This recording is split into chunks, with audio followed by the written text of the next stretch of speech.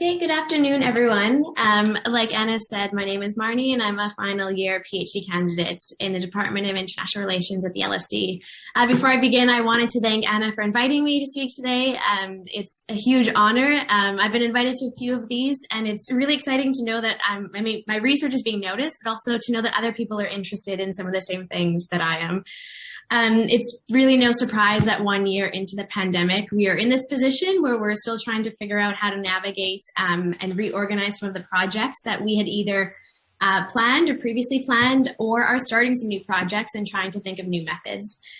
With borders being closed still and social distancing requirements, I think there are a lot of new ways, and I'll talk about today some new ways we can do research that is also exciting, as challenging as it is. And so with this presentation, I want to talk about my experiences, but also the challenges that I faced and the lessons that I learned.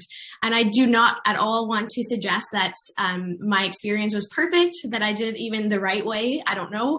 But I hope that perhaps today we can start a conversation where we can talk more about some of these issues, and maybe you guys have ideas too that we can all learn together, because I think that we'll see this going forward, not only in possibly post-pandemic time, but also just going forward with the way that fieldwork or that qualitative research might be conducted going forward.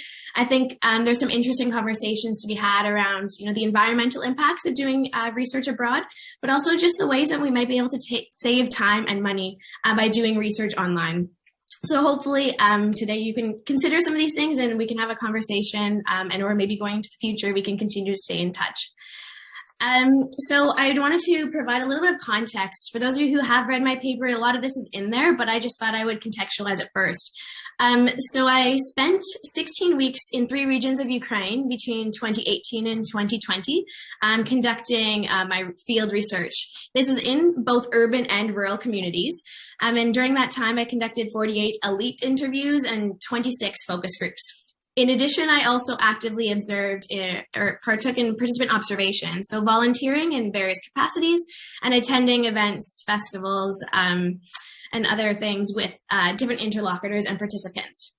Then in March or early March 2020, I left Ukraine as borders were starting to close and things were starting to pick up with the pandemic. I thought that it wouldn't be too long and that I would be back in Ukraine around Easter time for my final about 6-week field trip. However, that became very clear to me that that had to be canceled and that I would need to move my research online if I want to finish my PhD.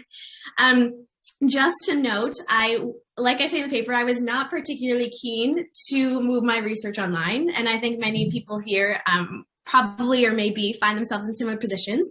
Also, I had not trained in online research methods. It was never a consideration when I started my PhD in 2017. It was never a consideration at all. And so I very much found myself, by April and May, I had to figure out what to do if I wanted to finish my PhD. Obviously, I could have just written in a major limitation, but like many of us, we are kind of tied to our projects. In some ways, they're our babies, and we do want to see them through. So I made the decision to move my fieldwork online at the time. I just want to show, before I move forward, my fieldwork in Ukraine was very immersive, as you can see. So I do a very mixed method approach, but it is very much a bottom-up approach, very interpretivist, and I am very much embedded in my communities.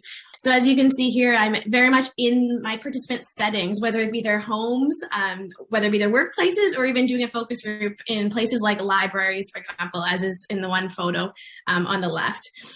Conversely, my field work in the spring of 2020 was very different. So as you can see in the left photo, this was from the focus group that I conducted. The participant had actually just happened to step away from his camera at the time that I took this photo. And so this was where he was sitting, with the back is to his family's garden. And at one point, his mother was actually working way in the distance in the garden. So this participant had actually moved to his family's home during the pandemic because he didn't want to live alone in a larger city. And so this was his setting. So I very much saw the field, so to say, like both literally and figuratively in this sense of where he was sitting. On the right was this is a group that I volunteered with teaching English. They were based in Ukraine during the pandemic. And this is just also to show a different setting of how I interacted with people on the ground during my field research, I guess, the online field research. So as you can see, one guy at one point, he was going for a bike ride and signed on to the Zoom link while he was going for his bike ride, and he was showing us where he was. There's one woman who's sitting in a bedroom, and then another woman who is sitting in a kitchen, and then there's myself at home. So with this, you can very much see the differences in how research was conducted before and after, or I guess before and during the pandemic. So during the pandemic, I conducted 13 interviews with participants, and I conducted one focus group with 5 participants. 11 conversations were held over Facebook video chat, one on each Zoom, Viber, and Skype. I just wanted to note that these conversations were held over specific platforms because these platforms were chosen by my participants. So as a researcher, I was very much looking for participants, and I was very willing to adapt to my participants' choices and their preferences. Viber is one that many people in Eastern Europe use, but it's not as well known in Western Europe or North America. I already had that platform, so it wasn't a problem for me, but I was willing to adapt to my participants' needs and their desires just to make it easier for them. And so those were the choices. And so this is a consideration for you guys going forward, or for any qualitative researchers, is just the platforms that are available, but are also most accessible to the communities that you may be reaching out to. Also, I wanted to note that I only did one focus group, even though I would have liked to have done more. But the reason I did one was because of the research that I do, a lot of it is about the interactions of the participants in a physical setting. And I realized after my first focus group that I was not able to replicate the research that I wanted to do in the same way. So even though I could get quite a bit of, I guess, empirical data just from the way that they were able to speak, I also run experiments, and I found that I couldn't run my experiments in the focus group in the same way. So I did choose to only do one and write that in as a limitation. Also, with my interviews, I ended up stopping my research. This is not in the paper because the place that I studied also experienced the worst flood in Ukraine, the last 50 years of Ukraine's history, in June 2020. So that compounded with the pandemic and the other socioeconomic worries in my participants' lives, I decided at that point it was no longer ethical for me to continue my research. And so this is a consideration for any researchers, is just thinking about the experience of the pandemic for ourselves and our participants and other issues that may be in their lives, and to think about what constitute ethical and transparent research. And so for me, at that point, I acknowledged that I would have a limitation in my thesis, which I will have, but I didn't think it was ethical for me to continue my research with them, just given those circumstances. Nevertheless, I learned a lot during my experiences. So as was very much highlighted in the paper, is that online copresence is very much possible with your participants. You do not need to be in the same physical space in order to have a connection with your participants. I noticed this in many different ways. So one of the most obvious was just the ways that we were able to relate because we are both in our own homes and both in our own comfortable spaces. As I showed you in Ukraine, I would normally be in libraries, in offices, and/or cafes. However, being in our homes, I guess, allowed for a different level of comfort that wouldn't have existed in these same ways. So not only was I able to see into the fields, such as the guy sitting outside, but I was able to see the other roles and identities that they uphold. So for example, at one point I was able to, or I was introduced to one man's 2 daughters when they came into the room to see what their dad was doing. I mean, we see this a lot on many of the calls that we've been on, but then he later brought his cat up to the camera and introduced me to his cat. Another man moved rooms in his flat, and in doing so, he passed through the kitchen, which meant that he wanted to introduce me to his wife, who was cooking in the kitchen. So in that way, I saw that his partner, I was introduced to his partner during his interview. In another case, the man really wanted to go for his morning walk. So as he went for his walk, we switched to audio, and I could hear the cars passing, the cows on the side of the road as he walked through. And so these different things gave me different insight into my field, and especially ways that I would never, or I would not be able to access had I physically been in the field. Because of the fact that I'm a young junior or female scholar, and I'm often told not to go into participants' homes, this way gave me access to their homes into almost a more true or real, authentic self of theirs, just because of the fact that we were physically separated. So in this way, it is very much possible for us to be co-present, even though we are not in a shared or physical space. The pandemic in itself, as a shared experience, actually served as a natural icebreaker. And so I found this throughout all of the conversations that I had. The inevitable question was, where are you located right now? Some of my participants were not actually in the region that I study because they had left to go to a place they felt was safer. The man, for example, had moved to his parents' family as home just so he had more space and wasn't stuck inside a small flat in a city.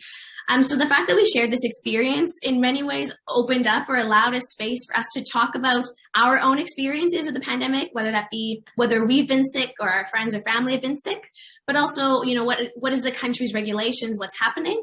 And from that conversation, we already knew a little bit about our personal lives, that it actually allowed the conversation to flow in a nicer way. If I had been in Ukraine, this wouldn't have happened, and there would have been more of a hierarchical relationship, which there's a lot of literature on in the methods literature. And I found that in this way, the pandemic actually neutralized or democratized the relationship between the participant and the researcher because of the fact that we had this shared experience of the pandemic. This is something I want to explore further, but ethically, it's an interesting observation just in how we do interact with our interlocutors. In addition to this, the higher level of comfort was also demonstrated, not only, in their situations of where they were sitting, but also in their clothing choices. So I guess in normal times, often my participants would be coming from work, so many of them were wearing suits or a little bit more professional, and myself equally. However, when I did my online interviews, I had everything. I think I highlighted in the paper. One woman was even in her bathrobe during her interview, and so this could have been for many different reasons, but for me, it definitely suggested a level of comfort, and that this conversation was very similar to us chatting with our friends and our family or our work colleagues, as many of us have been doing online using these same platforms. Like I said, that we also got to see other people in their lives, so whether this be their children or their partner. But for me, this also showed the other identities that they uphold. So not only are they that politician that I would be interviewing, they are actually a person in a different context. And in this way, I actually was able to see more of who they are, whether this be a more authentic version of themselves or just a more fuller, I guess, identity of them. And for me, that was data in and of itself, and something that I would not have been able to explore further had I been physically in the field.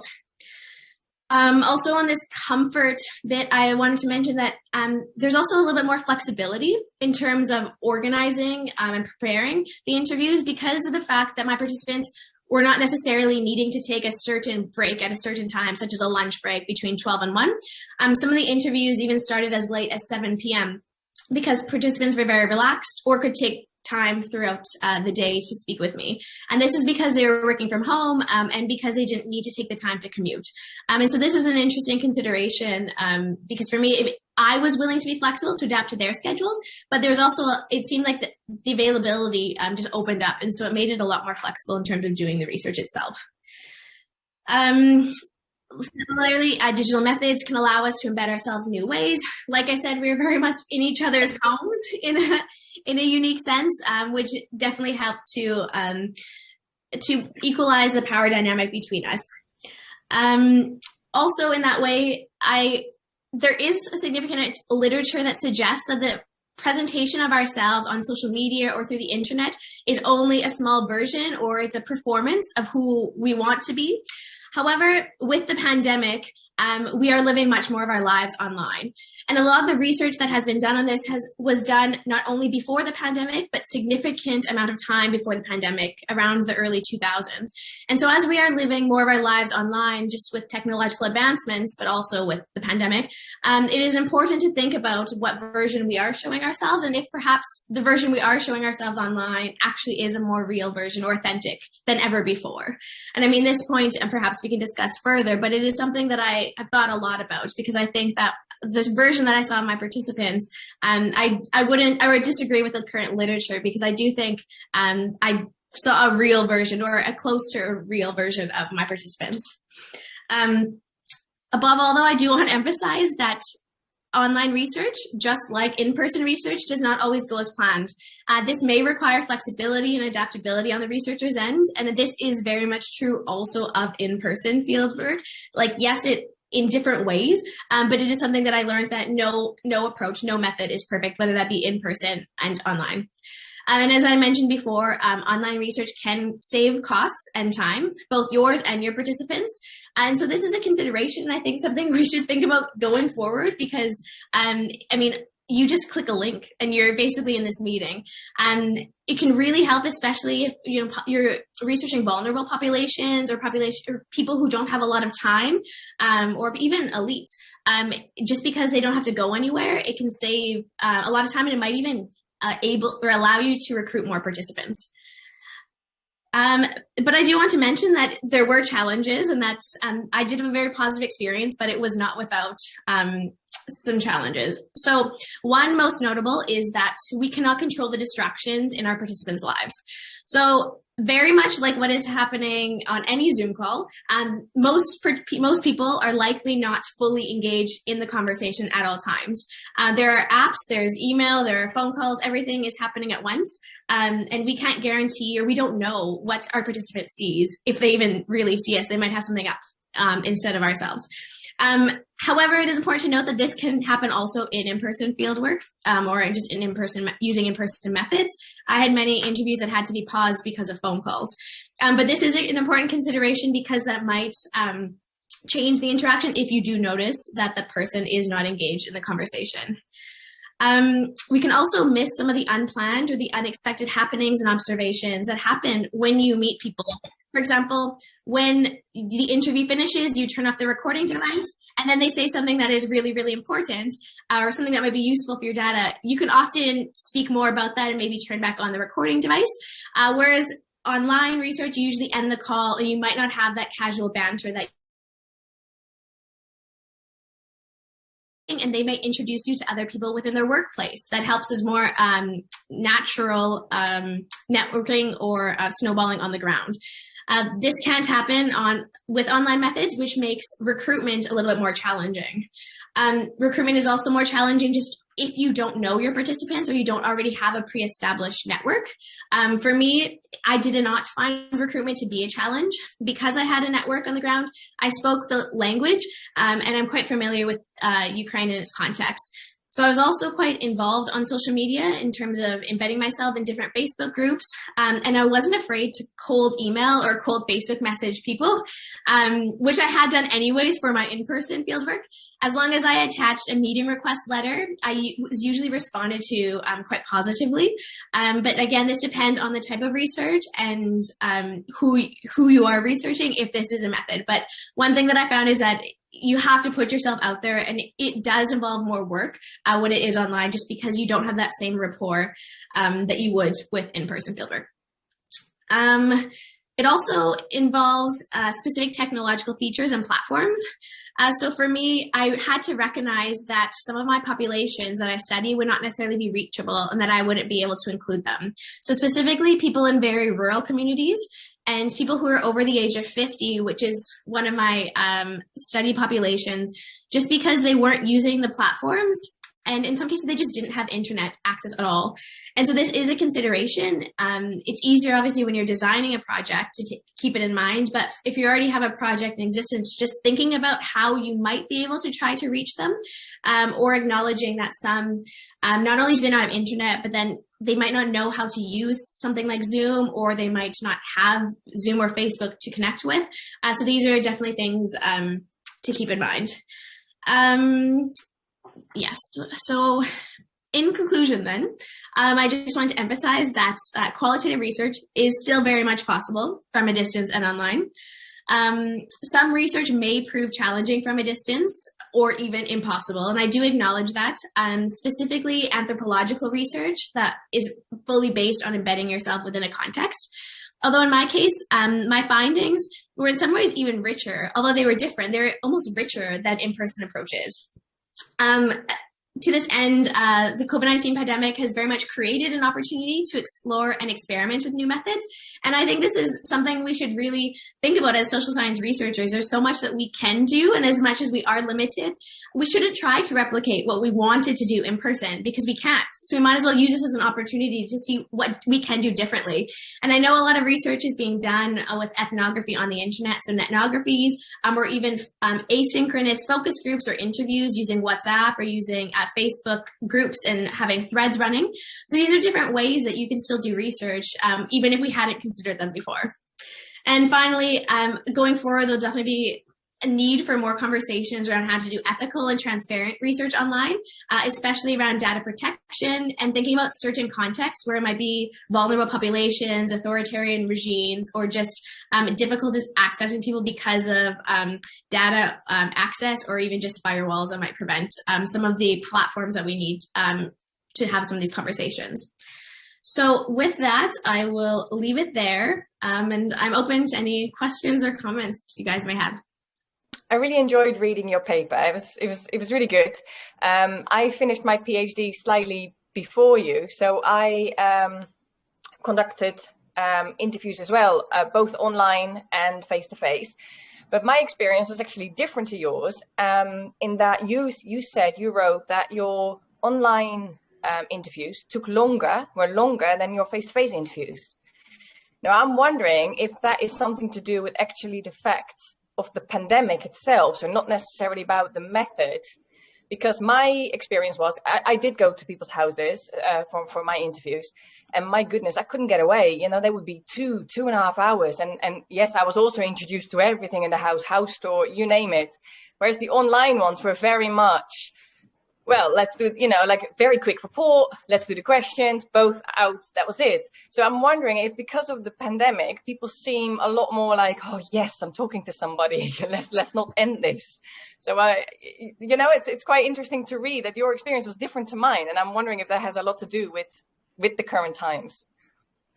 No, that's a really, really interesting question, actually, because I've thought about that a lot too. I think it's both, actually, because you're exactly right that some of my participants just wanted to talk to anyone that was not their partner or their family members. Like, they were just craving other interaction. So that was for sure part of it. But I would also agree with you that the ones that I went to in their houses, I found I had a very similar experience. Okay. Whereas the ones that was more so at the office or in a cafe or more public setting, those ones were a lot shorter. So I wonder if it's similar that, like, when you're embedded in someone's home, they just really embed you. Yeah, sometimes you just don't know how to end it. I totally agree. Well, yeah, you're stuck there. But that is a really interesting observation, because I found both. I definitely found, though, because of the pandemic, people wanted to talk a lot. Okay. And to be honest, maybe it would be different now, because I did it at the beginning of the pandemic. So I wonder if now there might be Zoom fatigue, and that people might not have the same feeling, and they might want to just get off the call. So it might be. I mean, it's hard. I mean, it's hard to say. I'm not sure if anyone else here has done theirs online recently, but I'm curious. It'd be interesting to see that as well. Yeah, I was really interested in that too. And yeah, I wonder if that is changing, and maybe as things loosen up a bit, whether people are gonna not want to be online less when they're allowed to be outside more. There's a couple of questions in the chat, and then I think there's another hand up as well, or maybe it's gone down again. Oh yeah, Jessica's. Oh no, she's got a thumbs up, which might be a hands up too. But just to address the chat questions first, and this is something that I've been thinking about, actually, because this is the same in my institution. I think at the beginning, maybe because it was new, it was a bit easier to use lots of different platforms, whereas I think that now different institutions are making very different rules about which technology you're allowed to use, like which platforms secure, all the data governance stuff.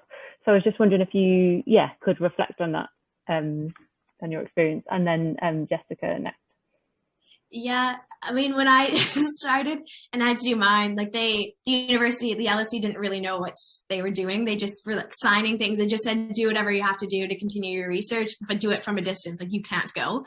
And so I do imagine now that things have changed. Although, I mean, data protection, obviously, it's a really important consideration. And even prior to the pandemic, my research, I had to think it through a lot just because of the context of Ukraine, and just people's security and the ethics around it, just given the Soviet Union and people being very nervous around giving information and having it accessible. And so when I did my interviews, I recorded them, but I didn't record them through the platforms that I was using. So when I did use Zoom, I actually just like took my phone and put my phone like on the keyboard, and I recorded it through that way, and keeping it keeping Wi-Fi off so that it wouldn't automatically upload into the cloud. And so I put in other measures to ensure that my participants' privacy and anonymity was ensured, but not through the platforms.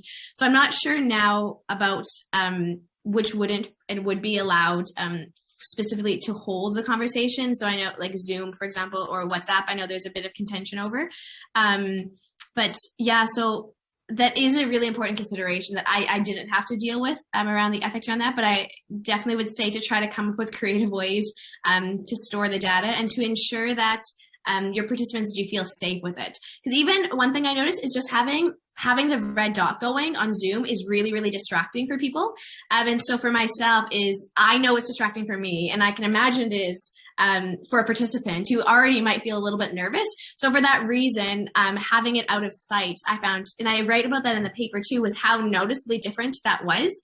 They're not staring at a recording device, but also they're not staring at a red dot like bouncing their face. So that I'm not sure if I don't know if Skype does the same thing, but audio versus video recording is also a consideration of what you would record. But that's a really interesting. I would like to think more about that. Thanks for the question.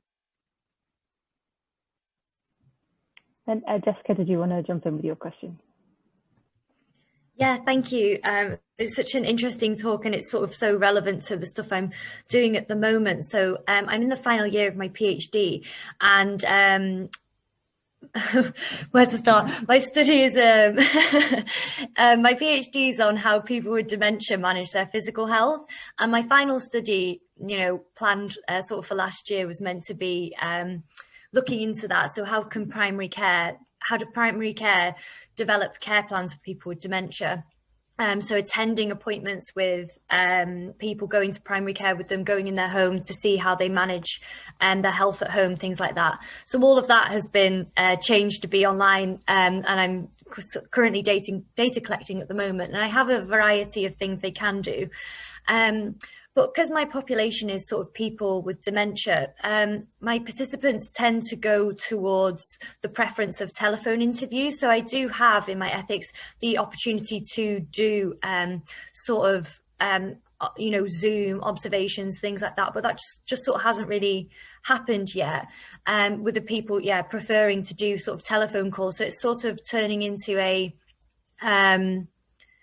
we're just catching up sort of every month over the phone. And I wondered if you sort of had any advice about that, maybe to make people feel more comfortable with doing sort of a online observation, or encouraging people to try out maybe different ways of speaking to me. What platform do you use usually for when you do connect with them? Which are you using, Zoom, or are you using FaceTime, or? Yeah, it's been Zoom, only with sort of family carers. Other than that, just telephone calls. Because in my experience, I found that Zoom and Teams are great for academic settings, but I've found them to be quite bulky for more natural interactions like that. So a lot of people aren't using them, and I think we forget when we're in academia, we don't realize that not everyone is using. And so people are often using, I guess, the phone, but also like FaceTime, for example, are things that people are using more regularly and might feel more comfortable using. So even just the platform that you use might be a consideration, or even if you met with them more frequently, I suppose, just so that it becomes more natural of a conversation, and that it might be easier to have some of these observations or have some of the communication with them if you're meeting them more regularly, rather than having it a more formal once a month thing. But I think the platform definitely is something to consider. Yeah, thank you. I'll consider that. I have an interesting opportunity on Monday to do a what's it called? A Google Portal thing. So that's through WhatsApp, isn't it? And then it's the sort of TV. I hadn't thought about that before. Thank you for that. Cool. Any other questions while we have a, oh, Bev. Bev says, though you can speak for yourself, Bev, as well, if you like, do you have any advice for helping overcome some of the challenges about recruiting participants online? So you spoke about that a little bit, but yeah, if you want to expand on it. Yeah, it is a hard one. I think the biggest challenge is because your participants are unfamiliar with you. And I think of all of us, if we get a random message, we're quite skeptical unless you can somehow feel connected to that person. So it depends how you're connecting and who your population is. So if it's people who are maybe in more formal or institutional roles, that using an email might be better for recruitment, that is worth considering. Or if it's more casual and your participants are more just ordinary people, then maybe using a social media platform might be more, or it might be easier to reach some people. So knowing your populations. I found that having a meeting request letter or like a study outline is really very important to show that you are legitimate, so that when people read it, they don't just think it's a scam. And if you are using social media, is showing like online that you don't just have a blank profile, that you actually exist. And I know, there's a lot of hesitancy around putting too much information, but putting enough that you show that you are a real person and that you're not a bot, for example, that you do exist and that you are active, so that can convince people a little bit more. Then I think there's a lot of conversations around this, and also around, having empty profiles on Twitter so that people know that it's actually a person they're speaking to, they may be agreeing to meet, rather than just an empty profile. But also, using your institutional email addresses is always a good start, because or linking it to, if you have a page with your institution, like a website, that I know for some of my friends, that's worked well. Is just showing that they do exist. They have a website, as you can see here, see your institutional affiliation. And that's definitely another way that I would encourage people to do it. Okay. Any other questions? That's first, thanks. And then a few people have shared some advice in the chat about different recording softwares that you could use. So I use one called Open Broadcast Recording. Oh no, Open Broadcast Software, which then takes it straight. And I think there's something else that's good about it. I did get some training on this, which I get so many details at the moment. It's hard to be able to take all in exactly the technical sides of it, but it seems to work well, and it's like a really good recording, and I think it's a bit safer in terms of if people are worried about where things go. So what about advice on incentives for participants? Have you got any thoughts on that? Yeah, this is an interesting one. So in my research, I don't use incentives at all, unless in some context, I will try to buy participants coffee, for example, although in the Ukrainian context, it's very taboo, just because of gender roles. So I don't in my research, and so I didn't online. So I can't really speak a lot specifically to that. But one thing that I did find, it's not an incentive per se, but it's more of a way, and this is how I've always approached my research, is I see research as not just taking and learning from participants, but also giving back to the communities. So this is why I've always volunteered in the communities that I've been involved with and conducting my research. And so throughout the summer, I volunteered by teaching English with a community group that was based in Ukraine. And so for me, it's not an incentive, but it is a way that I still felt like I could give something back, and that not that it motivated them, but they could also gain something from coming and being in these English meetings. It's financially, it's not a tangible thing, but it is something that I felt was a way that we could kind of co-produce knowledge together, but that it wasn't an extractive process. So I guess it would be worth considering, what can you do to maybe, if it's giving back to the community or to helping them in some way, even if it's not a financial thing.